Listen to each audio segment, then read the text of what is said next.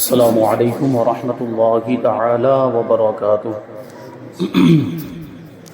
نحمده ونصلي ونسلم على رسوله الكريم اما بعد فاعوذ بالله من الشیطان الرجیم بسم اللہ الرحمن الرحیم ان اللہ وملائکته يصلون على النبی یا ایها الذین آمنوا صلوا علیہ وسلموا تسلیما اللهم صل على سيدنا ومولانا محمد معدن الجود والكرم وآله الكرام وابنه الكريم وبارك وسلم صلاة وسلاما عليك يا رسول الله صلی اللہ تعالی علیہ وسلم۔ سورہ بقرہ آیت نمبر 54 تفسیر ہے۔ اللہ تبارک و تعالی ارشاد فرماتا ہے وَإِذْ قَالَ مُوسَىٰ لِقَوْمِهِ يَا قَوْمِ إِنَّكُمْ ظَلَمْتُمْ أَنفُسَكُمْ بِاتِّخَاذِكُمُ الْعِجْلَ فَتُوبُوا إِلَىٰ بَارِئِكُمْ فَاقْتُلُوا أَنفُسَكُمْ ذَلِكُمْ خَيْرٌ لَكُمْ عِندَ بَارِئِكُمْ فَتَابَ عَلَيْكُمْ إِنَّهُ هُوَ التَّوَّابُ الرَّحِيمُ۔ اور یاد کرو جب موسیٰ نے اپنی قوم سے کہا اے میری قوم، تم نے بچھڑے کو معبود بنا کر اپنی جانوں پر ظلم کیا، لہٰذا اب اپنے پیدا کرنے والے کی بارگاہ میں توبہ کرو، یوں کہ تم اپنے لوگوں کو قتل کرو، یہ تمہارے پیدا کرنے والے کے نزدیک تمہارے لیے بہتر ہے، تو اس نے تمہاری توبہ قبول کی، بے شک وہی بہت توبہ قبول کرنے والا مہربان ہے۔ تو یہ بچھڑے کو معبود بنانے کا واقعہ اس سے پہلے تفسیر میں گزرا کہ حضرت موسیٰ علیہ السلام توریت لینے کے لیے کوہ طور پر تشریف لے گئے، 30 دن کا وعدہ کر کے گئے تھے، لیکن وہاں یہ ہوا کہ اللہ تبارک و تعالیٰ کی طرف سے 10 دن کا اور حکم ہوا کہ 10 دن اور یہاں پر ٹھہرنا پڑے گا، رکنا پڑے گا، اور اس میں حکمت کیا تھی وہ بھی بتائی گئی۔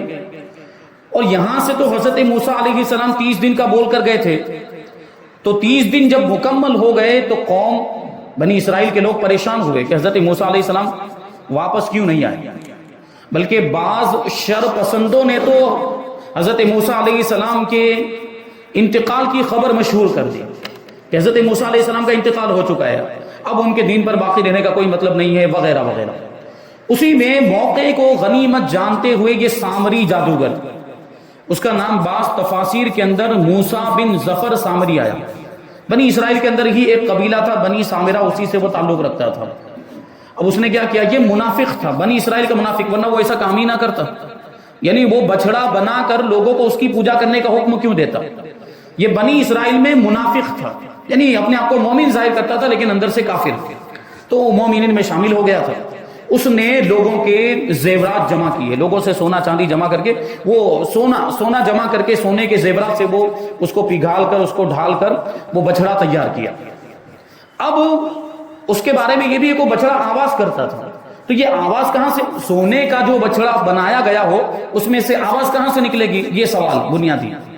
تو اس کے بارے میں تفسیر عزیزی کے اندر یہ لکھا ہے کہ وہ سامری جادوگر نے حضرت جبرائیل علیہ السلام کی گھوڑی کے قدم کی مٹی کو کہیں سے حاصل کر لیا۔ اس کے بارے میں کہ حضرت موسیٰ علیہ السلام کو جب اللہ تبارک و تعالیٰ نے فرعون سے نجات دی، حضرت جبرائیل علیہ السلام کو اس وقت اس نے کہیں سے دیکھ لیا کہ حضرت جبرائیل علیہ السلام گھوڑی پر سوار ہیں، تو گھوڑی کے قدموں کے نیچے جہاں جہاں وہ گھوڑی کے پاؤں پڑے تھے اس کے نیچے جو خاک آئی تھی اس سے انہوں نے وہ مٹی اٹھا لی۔ اب حضرت جبرائیل علیہ السلام اللہ کے مقرب فرشتے ہیں، بلکہ فرشتوں کے سردار ہیں، رسولان ملائکہ میں سے ہیں، اور اللہ تبارک و تعالیٰ نے آپ کی حضرت وہ گھوڑی جو تھی اس کی پاؤں کے اندر یہ تاثیر عطا فرمائی، تاثیر حیات عطا فرمائی تھی اس مٹی کے اندر، تو اس کو یہ معلوم تھا، اس نے وہ مٹی اٹھا لی، اور جب یہ بچڑا بنایا، بچڑے کو ڈھالا گیا تو اسی میں وہ مٹی بھی شامل کر دی، حضرت جبرائیل علیہ السلام کی گھوڑی کے پاؤں کی مٹی اس کو شامل کر۔ اب کیا ہوا، وہ جو بچڑا تھا وہ آواز کرنے لگ گیا اور حرکت کرنے لگ گیا۔ ایک روایت یہ ہے، اور بعض روایت میں کہ نہیں یہ روایت درست نہیں ہے، صحیح روایت یہ ہے، بعض لوگوں نے یہ فرمایا، بعض علماء یہ کہتے ہیں کہ اس نے اس بچڑے کو اس انداز میں بنایا تھا، وہ اتنی مہارت کے ساتھ بیان اس میں کہیں سے سوراخ کیے ہوئے تھے کہ جب اس میں سے ہوا گزرتی تھی تو ہوا کے گزرنے کی وجہ سے آواز پیدا ہوتی تھی. جیسے بانسری ہوتی، بانسری میں کیسے مختلف سوراخ ہوتے ہیں آگے پیچھے بیچ میں بھی، اور اس میں آپ پھونک مارے تو اس میں سے آواز پیدا ہوتی ہے. تو اس انداز سے کچھ اس نے وہ بچڑے کے اندر بھی کچھ ایسا مطلب مہارت کا مظاہرہ کیا ہوگا کہ جس کی وجہ سے جب اس میں سے آواز ہوا گزرتی تھی تو اس میں سے آواز نکلتی تھی. اب لوگوں نے سمجھ لیا کہ بچڑا زندہ ہو گیا اور اسی بچڑے کی پوجا کرنا شروع کر دیا. حضرت موسیٰ علیہ السلام جب وہاں سے واپس آئے 40 دن مکمل کرنے کے بعد، تو یہاں دیکھا تو لوگ تو شرک میں مبتلا ہو چکے ہیں، کیونکہ بنی اسرائیل کے معاملات ایسے، وہ پہلے بھی بت پرستی کرنا چاہ رہے تھے، پہلے بھی بت پرستی میں مبتلا اور بت پرستی کو پسند کرتے تھے. ایک مرتبہ ان لوگوں نے حضرت موسیٰ علیہ السلام کی بارگاہ میں عرض بھی کر دیا تھا، قالوا یا موسیٰ اجعل لنا الہا کما لہم آلہہ. بت پرستوں کو دیکھا، کہیں سے گزر رہے تھے حضرت موسیٰ علیہ السلام کے ساتھ، تو وہاں ایک بت پرستوں کی بستی تھی، وہ بتوں کی پوجا کر رہے تھے. تو یہ حضرت موسیٰ علیہ السلام کی قوم کے لوگ، بنی اسرائیل کے لوگ حضرت موسیٰ علیہ السلام سے کیا کہنے لگے کہ ان کے پاس تو معبود ہیں، ان کے پاس تو بت ہیں، ہمارے لیے بھی کچھ ایسے بت بنا دے تاکہ ہم بھی ان کی عبادت کریں. یہ ان لوگوں نے اس وقت بھی خواہش ظاہر کی تھی، یہ اس سے پہلے کا واقعہ. تو حضرت موسیٰ علیہ السلام نے ان کو ڈانٹ دیا، یہ شرک ہے، یہ نہیں ہو سکتا، یہ اللہ تبارک و تعالیٰ ایک ہے، اس کے سوا کوئی معبود نہیں، وغیرہ وغیرہ. اس وقت تو بات ٹل گئی، لیکن اب پھر وہی ان کی خواہش یہ ظاہر ہو گئی، اور پھر سے وہ بچڑا جب ان کے سامنے آیا تو اس کی پوجا کرنے لگ گئے اور اس کی عبادت کرنے لگ گئے اور یہ شرک میں مبتلا ہو گئے. حضرت موسیٰ علیہ السلام جب واپس آئے، حضرت ہارون علیہ السلام کو چونکہ وہ ذمہ دار بنا کر گئے تھے، اپنا خلیفہ بنا کر گئے تھے، تو بڑے ناراض ہوئے اور سرزنش فرمائی. ابھی اس میں دوسری آیتوں کے اندر بھی ہے کہ حضرت موسیٰ علیہ السلام نے حضرت ہارون کی داڑھی کو پکڑ لیا. لا تأخذ بلحیتی، یہ دوسری آیت کریمہ میں الفاظ آئے. اب یہاں دیکھیے وہ ایک پوائنٹ کی بات مجھے یاد آ رہی ہے.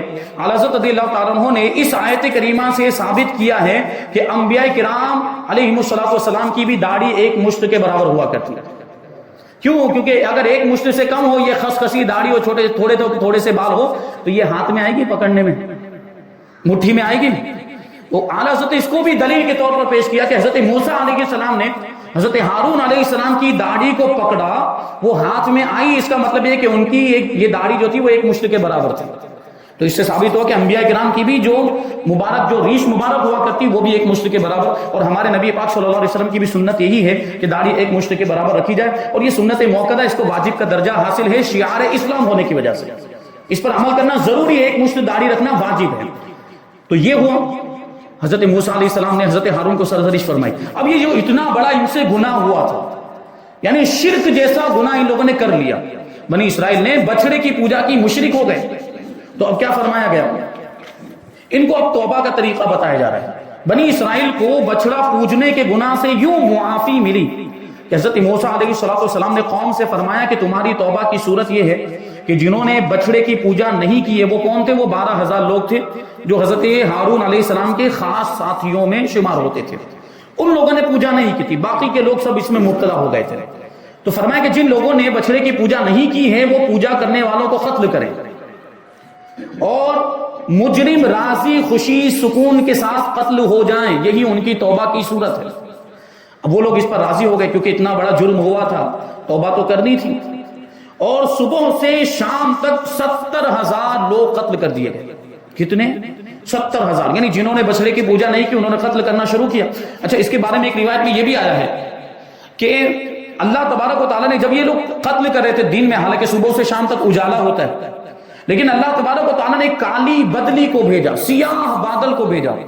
وہ بادل چھا گیا جس کی وجہ سے اندھیرا ہو گیا. اب کیا ایک دوسرے کا چہرہ نظر نہیں آ رہا. یہ بھی اس میں بھی حکمت یہ تھی کہ کہیں ایک دوسرے کا چہرہ دیکھنے کی وجہ سے وہ کوئی رشتہ دار ہو، کوئی دوست ہو اور کوئی تعلق رکھنے والا ہو تو رحم نہ آ جائے، کیونکہ ان کو قتل کرنا تھا. تو وہ بدلی بھیجی اللہ تبارک و تعالیٰ نے تاکہ ایک دوسرے کا چہرہ بھی نظر نہ آئے اور یہ قتل کرنے میں ان کو آسانی ہو. تو صبح سے شام تک 70,000 لوگ قتل کر دیے گئے. اب حضرت موسیٰ علیہ السلام اور حضرت ہارون علیہ السلام نے گڑ گڑاتے ہوئے بارگاہ حق میں ان کی معافی کی التجا کی، کیونکہ اسی طرح اگر یہ سلسلہ جاری رہتا تو پوری بنی اسرائیل وہ جو قوم تھی وہ ختم ہو جاتی اور صرف وہ 12,000 ہی باقی رہ جاتے. تو انبیاء کرام تو رحم دل بنا کر پیدا کیے جاتے ہیں. تو انہوں نے اللہ تبارک و تعالیٰ کی بارگاہ میں دعا کی کہ ان کو معافی مل جائے، یہ قتل کا سلسلہ موقوف ہو جائے. تو اس پر وحی آئی کہ جو قتل ہو چکے وہ شہید ہو چکے ہیں، ان کو شہادت کا مرتبہ مل گیا، اور جو باقی بچے ہیں وہ بخش دیے گئے، ان کی مغفرت ہو گئی۔ قاتل و مقتول سب جنتی ہے، یہ اللہ تبارک و تعالیٰ کی طرف سے ان کو انعام ملا۔ اس آیت سے معلوم ہوا کہ شرک کرنے سے مسلمان مرتد ہو جاتا ہے، اور مرتد کی سزا قتل ہے، کیونکہ ان لوگوں نے بھی شرک کیا تھا تو ان کے لیے بھی یہی سزا آئی کہ ان کو قتل کر دیا جائے، کیونکہ یہ اللہ تبارک و تعالیٰ سے بغاوت کر رہا ہے۔ شرک کرنے والا اللہ تبارک و تعالیٰ سے بغاوت کرتا ہے، اور جو اللہ کا باغی ہو اسے قتل کر دینا ہی حکمت اور مصلحت کے عین مطابق ہے، یعنی عدل و انصاف ہے، وہ ظلم نہیں ہے۔ اگر کسی باغی کو یعنی کسی مرتد کو قتل کر دیا جائے، مرتد کا حکم ہی ہے کہ اسلامی حکومت ہو تو بادشاہ پہلے اسے قید کرے گا، اسلام پیش کرے گا، یعنی وہ اپنے ارتداد سے اپنے کفر سے باز آ جائے تو ٹھیک ہے، توبہ کر لے تو ٹھیک ہے، اگر پھر بھی توبہ نہیں کرتا تو بادشاہ اسلام کے لیے حکم ہے کہ اب اس کو قتل کر دے، مرتد کو، کیونکہ وہ اللہ کا باغی ہے۔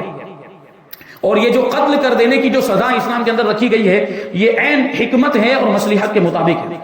دنیا کے تقریباً تمام ملکوں میں یہ قانون ہے کہ جو اس ملک کے بادشاہ سے بغاوت کرے اسے قتل کر دیا جائے۔ اس قانون کو انسانیت کے تمام علم بردار تسلیم کرتے ہیں اور اس کے خلاف کسی طرح کی کوئی آواز بلند نہیں کرتے۔ جب دنیاوی بادشاہ کے باغی کو قتل کر دینا انسانیت پر ظلم نہیں، تو جو سب بادشاہوں کے بادشاہ یعنی اللہ تعالیٰ کا باغی ہو جائے اسے قتل کر دیا جانا کس طرح ظلم ہو سکتا ہے؟ یہ ظلم نہیں بلکہ یہ تو عدل و انصاف ہے۔ اب یہاں پہ بچڑا پوجنے میں بنی اسرائیل کے کئی جرم تھے، انہوں نے جو بچڑے کی پوجا کی اس میں کئی جرم تھے۔ ایک تو مجسمہ سازی یعنی مجسمہ بنانا، مورتی بنانا، پتلا بنانا، یہ حرام ہے اسلام کے اندر، اس کی اجازت نہیں، اور انہوں نے مجسمہ بنایا تھا، یہ حرام کام کا پہلے انہوں نے ارتکاب کیا۔ اور پھر یہ کہ حضرت ہارون علیہ السلام کی نافرمانی کی، حضرت ہارون علیہ السلام نے ان کو بہت روکا، مت کرو، پھر بھی کیا، تو اللہ کے نبی کی نافرمانی حضرت ہارون علیہ السلام کی۔ اور تیسرا جرم یہ تھا کہ بچڑے کی پوجا کر کے مشرک ہو گئے۔ یہ تین بڑے بڑے جرم انہوں نے کیے۔ یہ ظلم آل فرعون کے مظالم سے بھی زیادہ شدید ہے، یعنی فرعونی جو بنی اسرائیل پر ظلم کیا کرتے تھے اس سے بھی بڑا یہ ظلم، کیونکہ کفر سے بڑا کوئی ظلم نہیں ہو سکتا، شرک سے بڑا کوئی ظلم نہیں ہو سکتا۔ آدمی کسی کو مارے پیٹے، یہاں تک کہ قتل کر دے، مال غصب کر لے، چوری کرے، غیبت کرے، یہ ظلم ہے، لیکن سب سے بڑا ظلم کیا ہے؟ کفر و شرک، اس سے بڑا کوئی گناہ نہیں ہو سکتا۔ تو انہوں نے تو وہ کر لیا تھا، کیونکہ یہ افعال ان سے بعد ایمان سرزد ہوئے، پہلے مومن تھے اور مومن ہونے کے بعد انہوں نے یہ شرک کر لیا، اس وجہ سے وہ مستحق تو اس بات کے تھے کہ عذاب الہی انہیں مہلت نہ دے، فوراً ہی ہلاک کر کے ان کا کفر پر ہی خاتمہ ہو جائے، لیکن اللہ تبارک و تعالیٰ نے حضرت موسیٰ اور حضرت ہارون علیہ السلام کے صدقے میں انہیں توبہ کا موقع دیا، انہیں یہ انبیاء کرام کی دعا کی برکت سے ان کو توبہ کا موقع ملا، ورنہ تو ان کا جرم اتنا بڑا تھا کہ فوراً عذاب آتا اور فوراً ہلاک و برباد ہو جاتے، فوراً تباہ ہو جاتے اور کفر کی حالت ہی میں ان کا خاتمہ ہو جاتا۔ لیکن حضرت موسیٰ اور حضرت ہارون کی برکت سے ان کو توبہ کا موقع ملا، یہ اللہ تبارک و تعالیٰ کا بڑا فضل ہے، اور یہ قتل پھر ان کے گناہ کا کفارہ ہو گیا، جو بنی اسرائیل میں سے جو لوگوں کو قتل کیا گیا یہ پھر ان کے گناہوں کا کفارہ بن گیا۔ یہ فرمایا گیا کہ جو قتل ہو گئے ان کو شہید کا مرتبہ مل گیا، جو باقی بچے تھے ان کو معاف کر دیا گیا، ان کی بخشش ہو گئی۔ آیت نمبر 55 اور 56 اللہ تبارک و تعالیٰ ارشاد فرماتا ہے وَإِذْ قُلْتُمْ يَا مُوسَىٰ لَن نُّؤْمِنَ لَكَ حَتَّىٰ نَرَى اللَّهَ جَهْرَةً فَأَخَذَتْكُمُ الصَّاعِقَةُ وَأَنْتُمْ تَنظُرُونَ ثُمَّ بَعَثْنَاكُم مِّن بَعْدِ مَوْتِكُمْ لَعَلَّكُمْ تَشْكُرُونَ۔ اور یاد کرو جب تم نے کہا اے موسیٰ ہم ہرگز تمہارا یقین نہ کریں گے جب تک کہ اعلانیہ یعنی کھلم کھلا ظاہری طور پر خدا کو نہ دیکھ لیں، تو تمہارے دیکھتے ہی دیکھتے تمہیں کڑک نے پکڑ لیا، یعنی جو بجلی کی جو سخت آواز ہوتی ہے، ہیبت ناک آواز، اس نے پکڑ لیا، پھر تمہاری موت کے بعد ہم نے تمہیں زندہ کیا تاکہ تم شکر ادا کرو۔ اب یہ ایک دوسرے واقعے کی طرف اشارہ ہے۔ یہ جو ہو گیا یہ بچڑے کی پوجا ہو گئی، پھر بچڑے کی پوجا کرنے کے بعد ان کی توبہ کی صورت یہ تھی کہ وہ آپس میں ایک دوسرے کو قتل کریں، یعنی پوجا نہ کرنے والے پوجا کرنے والے کو قتل کریں، پھر ان کی توبہ بھی قبول ہو گئی، ان کے گناہوں کو بھی معاف کر دیا گیا۔ اب یہ جو جرم ہوا تھا اس کے آگے کا یہ واقعہ یہاں پر بیان کیا جاتا ہے۔ کہتے ہیں کہ جب بنی اسرائیل نے توبہ کی اور کفارے میں اپنی جانیں بھی دے دی تو اللہ تعالیٰ نے حکم فرمایا کہ حضرت موسیٰ علیہ السلام انہیں اس گناہ کی معذرت پیش کرنے کے لیے، یعنی اس گناہ کی معافی مانگنے کے لیے حاضر کریں، اللہ کی بارگاہ میں حاضر کریں۔ اب وہ کہاں پر حاضر کرنا ہے؟ تو حضرت موسیٰ علیہ السلام ان میں سے 70 آدمی منتخب کر کے طور پر لے گئے، کیونکہ توریت بھی حضرت موسیٰ علیہ السلام کو کوہ طور پر ہی عطا ہوئی تھی۔ تو آپ نے بنی اسرائیل میں سے 70 لوگوں کو چنا اور ان کو لے کر کوہ طور پر تشریف لے گئے۔